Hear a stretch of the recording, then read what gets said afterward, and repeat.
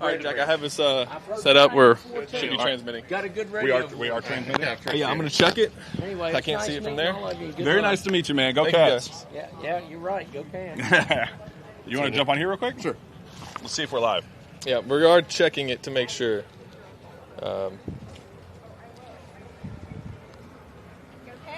Go Cats! Man, I love how many Kentucky fans are here. There we go. This is just surprised. Yeah. We're Yeah, good? there we go. Yeah, I think so. We're live? We are live. Oh, yeah, I see this. Very good. All right, well, Brandon, how about you stand right here for a second? Okay. I'll step in. yeah, Yep. we'll trade off. Brandon, are you kidding me? Like, I'm way too hot right now. I know. I'm wearing The shorts weather, and a shirt, baby. The weather is so unbelievably stunning. Could not be We more perfect. Went to the Swamp. Have you been to the Yes. restaurant? Dude, the beer was absolutely delicious. Had a little wrap and just the scenery, the weather, the vibe. It was like people are tailgating out in the parking lot for a it's basketball awesome. game. Yeah. This is amazing. This is SEC basketball. This is what a first place game is supposed to feel like. Yes. Like the weather's beautiful, the people are out and about. Like you said, there's tailgating going on. I've seen a lot of Kentucky fans over the last hour or so. Unbelievable I think we're going to have a pretty amount good of crowd here today, and this is what it's supposed to be. I mean, two of the hottest teams in the SEC, two of the hottest teams in the country. Quite frankly, the way Florida's won 9 out of 10, Kentucky's won 8 out of 9. It's going to be setting up for a really, really fun day of basketball. So you put on your sightseeing tourist hat on. What was the deal with that? I'm fascinated to know your Florida adventures. Absolutely, yes. My grandparents live in the Villages, about Okay. an hour away, so Fair we went enough. to see them, and we were walking around. Yeah, I got to see some river otters. That was something else. Saw a you couple take those alligators. pictures? My mom did. I was going to say, I was like, with damn. with a like a very professional Your camera. future that- in basketball is Yeah. obviously that it speaks for itself. But like, if you ever need to dabble in photography, Right. I think it would work for you as well. No, shout out mom for those pictures. But yeah, it was fun seeing the sights. And now we get to see some basketball. That's why we're here. 13.5-point underdog. Started out at 11.5, and it is spreading in the wrong direction for the Cats. Why is that? Do you think? I think you see it a lot in the computer metrics. I just tweeted about this. Like, it's interesting how Kentucky and Florida's resumes aren't all that different. Their results, their records aren't all that different, but the computers love Florida. The computers don't really like Kentucky, and I think that's probably part of Vegas here is like they kind of believe in Florida maybe even being better than what they've shown already so far, and I think a lot of people don't believe that Kentucky is as good as what they've shown. So this is a really good kind of prove-it opportunity for Kentucky, even if you don't necessarily win. Like, if you can be really competitive down here in what's going to be an excellent environment at Florida, I think that you'll have a chance to show some people that this Kentucky team's for real. In terms of the individual personnel, the matchup that everybody has their eyes on, the Florida front court versus the Kentucky back court. Can Kentucky find an advantage with Denzel Aberdeen, Otega Owe, Colin Chandler against Boogie Fland and Xavier Lee? And can Malachi neutralize Ruben Chinyelu? Like that, I think that is going to be what decides the game ultimately. Absolutely, yeah. To me, like I've talked about it, like you don't have to win the rebounding battle. Like that's just probably not going to happen. That's not realistic. You don't need Kentucky's front court to beat Florida's front court. That's not going to happen. You just can't get crushed. And then you have to have an advantage on the perimeter with Kentucky's backcourt. I think there are going to be some opportunities for Kentucky to show that. And then it's just a question of, do you give up 20 offensive rebounds or do you give up 10? And I think that'll go a long way towards deciding who wins this game. And then obviously you're probably going to have to make 3 or 4 more threes than Florida does to have a chance and offset some of that rebounding advantage. But yeah, it's going to be interesting to see how the front court advantage versus the back court advantage shakes out in this one. Is this an opportunity for Kentucky to go massively big, maybe play extended run with Mo Diabate at the 3, and then go Brandon Garrison, Malachi Moreno / Andrea Yelovich, Malachi Moreno at the 4-5, and just say, hey, we're going to attack size with size? I think we're going to see some of that. I think you're going to have to throw the book at them a little bit to win a game like this. Like, let's face it, Florida's probably a better all-around team than Kentucky, and it's at their place. So some things are going to have to break right for Kentucky to win the game, and that's not just going to be from being the more athletic team, winning on the perimeter. You're going to have to probably play big some. I think you're going to see some zone defense, and this one probably more than what we're used to seeing for Kentucky. That'll make Stephen Peake happy. But yeah, you're going to have to throw the book at him, and yeah, some of that's going to be Mo at the 3, go big. Some of that's going to be zone. Some of that's going to be making them have tough matchups of like, okay, can Thomas Houck guard Otega Owe without fouling? We'll find out. And if a few of those things can go Kentucky's way, you're going to have a chance in the final 4 minutes. Get your thoughts on this. In Florida's struggles, we have seen Thomas Houck go get his. But anytime Ruben Chinyelu has go Cavs, baby. Go Cavs. Anytime Ruben Chinyelu has gotten his Oscar Tshiebwe numbers, they've been pretty dominant. Is this a case where you let the guards be the guards, give Boogie Flan, give Xavier Lee deep threes, and then see if you can, just let Thomas Houck do his thing and just put all your chips in on Ruben Chinyelu? There we go.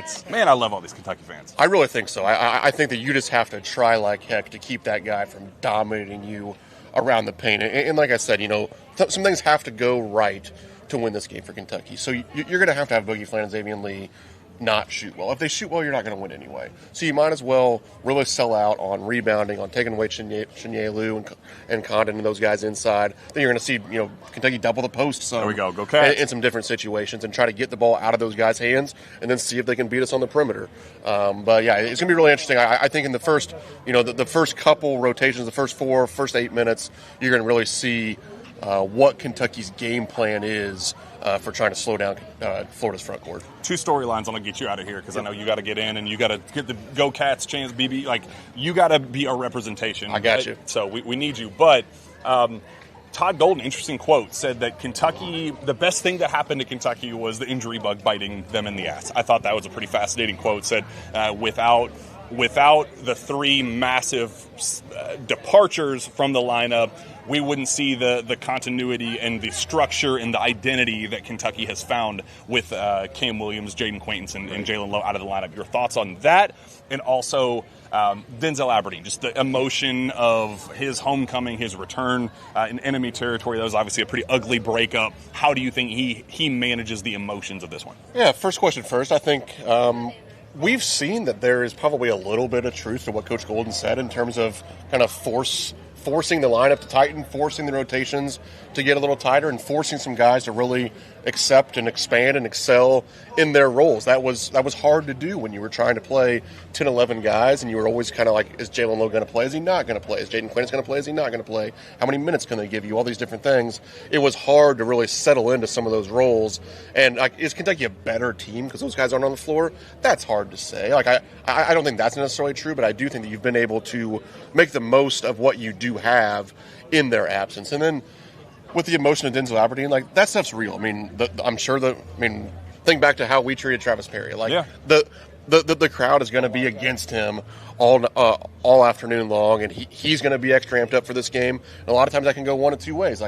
He's either going to go 2 for 12, and it's going to be ugly with 4 turnovers, or he's going to come out, hit his first shot, and get rolling. Hopefully he doesn't airball his first shot like Travis Perry did. Oh, God, that would be the worst. Oh, man. But yeah, I can't even believe you put that into the world. Oh. If we can get him going early, and the way he really seems to kind of breed off of his own confidence, yeah. I think we could have a special game from Denzel Aberdeen if he gets going early. All right. It's up to this, your pregame prediction, thanks to our friends at Parlor Pizza. What do you got? I said on the board, Florida 78, Kentucky 73. I'll stick with that. I'll be honest. I do think Florida's the better team.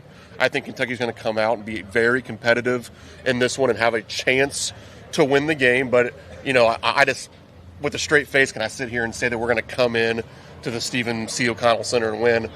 Probably not, but I am getting really, really fired up as I watch all these Kentucky fans walk by. Give me that. I am getting into 10%. I mean, 10-15%. It's a good. This Absolutely. Is a good Kentucky. Yeah, and this is we're starting to see this is a good Kentucky team.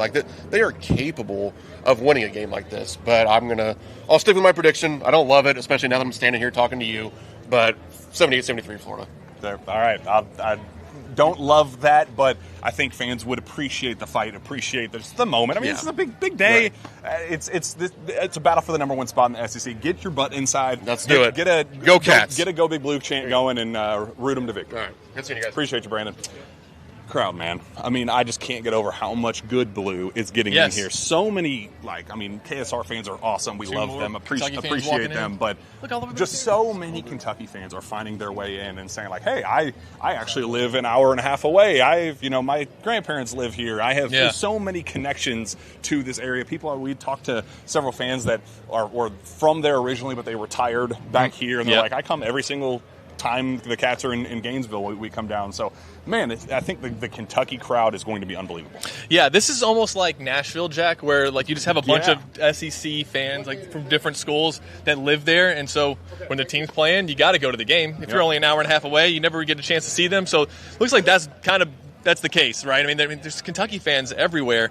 It's obviously. You're still on the road. I mean, what does this place hold? I was actually amazed when I walked in there. It's my first time being here, and I look up, and they have 3 sections of seats. Is it like 16, 17,000? You keep yapping. I will get the official number. Well, I heard you say that Kentucky's won, what would you say it was? 6 straight? 6 straight. 6 straight here in Gainesville. They've only lost twice, I think, since they only lost once since 2014. Go Cats! Yes, sir. Go Cats. They've only lost once since 2014 here. And that was in 2018. They won, obviously, in 15. They won in 16, 17, and then 19 and on. They have not lost in this building, which is pretty amazing considering I consider this 10-1 is the official capacity. That's it? Yep. You're kidding me. Yep. No, and Arkansas is 15 or something, right? I guess they just jam them all in there into the pins there in Lots in of Arkansas. Orange T-shirts on the and back it's a T-shirt night. Yeah. Well, that's how you know we're still the Super Bowl, baby. That's how you know it's a Kentucky game when you walk into a visiting arena and there are shirts in the seats. So you know Kentucky's coming to town. I am so excited. This is one of the arenas I've been dying to get to, and it's one of the longest drives. And luckily, we didn't have to make the drive. Thank God. But the Rowdy Reptiles, it always comes across so loud on TV. So I'm anxious to see what it's like in person. But I guess like you put 10,000 people on you like that, I guess it's going to be pretty loud. I'm putting an official number at 15% Kentucky fans. 15? I mean, I am. There is a lot. I mean, there's more Kentucky fans there. So much blue. Good blue.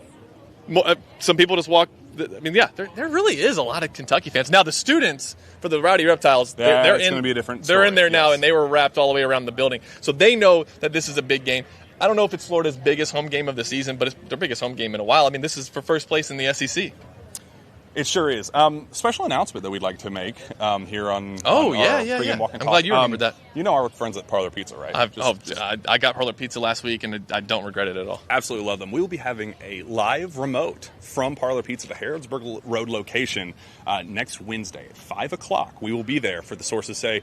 Sean Smith will be joining me. Stephen will be joining me. We're going to be enjoying the happy hour and hopefully celebrating a big win today, but also that'll be coming off immediately after the Georgia win, hopefully at home. So could be riding a nice little wave. Are we sitting at number 1 in the SEC by the time we're sitting down and enjoying a nice cold beer and a delicious hot honey pepperoni pizza at Parlor Pizza? If you win today, Kentucky's not only are they tied for first place, I would go ahead and just say they would become the favorites for the rest of the season to win the SEC. Because at that point, what questions do you have? I mean, the momentum at that point is justified. You say, okay, they have played themselves into contention. They've played themselves. Okay, we can confidently say that a double bye is very much within reach. But if you win this one today, you say, okay, now it's a double bye to lose. It's the league is to lose for you, which I can't believe. Control your own that destiny. We're even having the conversation after where things started, 9-6 and 0-2 start in the SEC, to be in this position right now.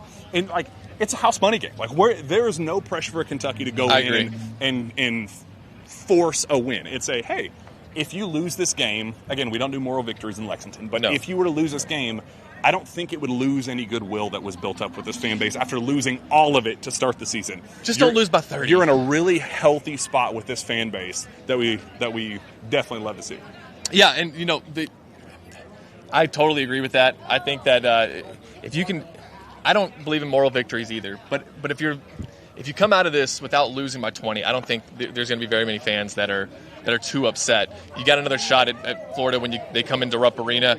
But if you win today, Jack, it's the first time that I think it's maybe the second time Kentucky's won 9 of 10 games since COVID. And this would be the first time I think they won 9 of 10 in the SEC. I believe one of those 9 of 10, when Cal did it in 22, they beat Kansas. So, wow. Yeah, it's been a while since crazy. you've had had some momentum like this. And this could be big as far as the numbers still hate Kentucky right now. Ken Palm, Bar Torvik, and part of that Torvik is a certified hater at the stage. Yeah, his algorithm doesn't like Kentucky, and I think it's just because their numbers might look at it as Kentucky's just winning close games. Therefore, it's those games could go either way. but I'm fine with it. Win another close game today. Prove that that's just how Kentucky's winning ball games this year. Sad news to report today. No road denims. Sorry, guys. But I was worried what you were getting ready to say there. I was like, did you not tell me something? But no, we're good with everything else. Okay. But the 93 throwbacks are back, and they look quite beautiful. They're wearing those today? The 93 throwbacks. Oh, yes. All right. When are they going to bring back the what's the stripe from, was that 95, 96 also? You know which one I'm talking about? The icicles? The icicles, yes. I'd love to see them. Let's bring it all back. They should just wear the throwbacks every. I think honestly the 93s are probably the most aesthetically pleasing jerseys, probably among the best in Reed program Shepherd, history. that was the ones they debuted those, and right? The Xavier team wore them. Oh, yes. okay. I didn't realize that, but yeah. Xavier team. Why in the world of all the Xavier names, Wheeler team, all of the not names the Oscar that I could have- Tshiebwe team. all of the names that I could have thrown out there, I say the Xavier team. Do you go back in your memory bank and you go, oh yeah, the Xavier year? Yeah, no, I don't. I try not to. No, I mean, like 2021-22, that was, the last time they won 9 of 10 games. So that was the Xavier Wheeler-led team. Yeah. The something. Keon Brooks team. The Damian Lee team. Who else? Damian Lee. No, that's a Louisville player. Who am I thinking of? Yeah, Damian Collins. Damian Collins, yeah. Yes. All right, a little off the rail. Any other sights and sounds, things that we need to address? The campus was hopping. Very impressive Did you talk about the swamp? We did. Very, very delicious, very good swamp. scenery. We sat outdoors on the patio. They were playing the basketball games on a big, massive outdoor screen. Just great campus, great vibe. People tailgate for basketball games here. I mean, right out there. There's a Rolls 4 or 5. What was the car you saw? It was a Rolls Royce. Yeah. Tailgating outside of that. Tailgating at a Rolls Royce. I thought that was fascinating. Did you ever look up how much that might have cost? $405,000. Wow. Yeah. One day. Yes. One day. I'll tell you what. If I am ever that'll be KS car. Yes. Yeah. Why don't we just we'll just pitch in, and none of us will be able to drive anywhere. Man, more Kentucky fans showing up. It's wearing a Lance Ware jersey. No, See where? that? Yeah, Lance Ware. Right? I'm still not seeing 50. That jersey, or is that 50? It's 55, right? 56. I can't see the other number. 36. 56.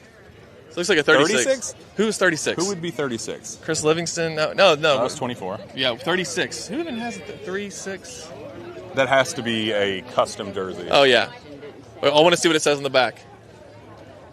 And it says no one. That's a Kentucky player. So, yeah. Yeah, you're right. Probably a little custom action. What's that? Is that a 13 jersey? Yeah, who's 13? Antoine Barber? Was he 13? I'm not sure. Is that a 3? I don't know. Cliff Hawkins? What was he? Number 1? Eric Daniels. Was he 13? I feel like he might have been a 13 or a 14. All right. We got to get our butts inside and we did. go join Brandon Ramsey in the celebratory madness that is the O-Dome. Look at this. Matt, is that like a sequence of dunking on a Florida Gator? That's awesome. Oh, I love that. That is cool. Oh, can we see your shirts? We're live right now. Let's see them. Yeah, can you show them to the camera here? Cash, baby. Look at this sequence. Oh, that's just beautiful. Yeah, they're all they're done by some artists. You remember Are these that? custom made? They were made by an artist, Oh, that's cool. and she does a retro from 1980 all the way up to 2000. I love it. That's cool, guys. I hope we get to see a lot of that. It reminds Yes. me with Willie Cauley-Stein. Same Yeah. vibes. Same vibes. Yes, it Same does. vibes. We'll go, Cats. Root 'em Awesome. on. We need you. All right, we need to get inside. Let's do it. But for Parlor Pizza, shout out to our friends at Parlor Pizza. 5 o'clock Wednesday. 5 o'clock on Which one? Wednesday. Harrodsburg? The Harrodsburg Road location Road in Lexington. Who you got? What's our Parlor pregame prediction of the day? Okay, well, I'm gonna preface this real fast. It usually means you know what I'm picking here. Go Cats. I've gone into Cats, the go last. Cats. Yeah, look at this. This is crazy. I've gone into the last. Look at that, man. Stunning jersey. Oh, that's Stunning. great. I've gone into the last 2 Saturdays, Jack, with almost zero hope. Like I'll just admit to the few hundred, 400 some people watching, I put money on Tennessee because to emotionally hedge. You know, it's an emotional hedge. I want Kentucky to win. I put $50 in Tennessee, which is a bet. I don't normally go that high when I bet, but I'm Unreal. like, I will pay $50 for Kentucky to win the game, and they won, and I was so happy to give that money back to FanDuel. This is BetMGM. Shout out to our friends at BetMGM. 13.5. That's it. Which one did I say? I definitely said BetMGM. I definitely said BetMGM. This game, I come in for. Why am I more confident in this game than I was for the Tennessee or Arkansas games? I don't know. Because you saw how they won those games, Yes. and you can replicate that. I still think Florida's going to win this one, 79-73. However, Go Cats. if you let me get an early prediction in, Kentucky will flip the script on March 7th in Lexington. But Okay, 79-73, player of the game for Kentucky. I'm going to go with Malachi Moreno. I think this is going to be a game where he's going to show off what he can do down low against some of one of the best front courts in the country. I do love that. I'm going to same vibe as what you're going with. I'm predicting a double-digit loss, 81-71 Florida. But the only reason I'm doing it is because I picked a blowout loss in Fayetteville. And So Kentucky ended up winning, played their best 40-minute performance of the season. I'm going to do the exact same thing. I'm going to speak the jinx into existence. So calling the blowout loss, but in the back of my mind, if you catch my drift, I'm feeling like sneakily. All right, now we'll do one this. where we pick Kentucky to win, and then we'll use that one in the edit. No, we don't even need that. I'm just joking. I don't even think we need that. I'm going 81-71 loss, but I'm going Denzel Aberdeen and his return, his homecoming why didn't I think of that? in front of friends and family, in front of his old coach, who their ugly breakup, all that stuff. I think he's going to rise to the occasion. We get one of Denzel Aberdeen's best performances, They talked about him down there. One of the media guys who works for Florida. They said I overheard them talking, and they said they're going to boo him. They're going to boo him very loudly. But they shouldn't, because of everything he did to bring a championship back to Gainesville, and that he had his huge game in the semifinals, which I don't remember what he did in that semifinal game against Auburn. But was it Auburn? It was Auburn, right? Yeah, because Duke and Houston play. Yeah, okay. I don't really remember what he did. I know he was on the floor for the closing seconds of the national championship game, but yeah, he's going to get booed pretty loudly. Good. Yeah, maybe that'll Just inspire him. airball the first shot. Make the first shot and then roll to a double-digit loss. For Jack, for Steven, for Brandon Ramsey, for everybody, all the 15% of the Kentucky fans that are in the building. Man, shout out, BBN. You guys shout out. Now it's up to Kentucky to live up to the hype, to live up to the crowd, and leave here with a big-time victory to leave as the #1 team in the SEC. Woo! Go Cats. All right, we're still hot. Still hot.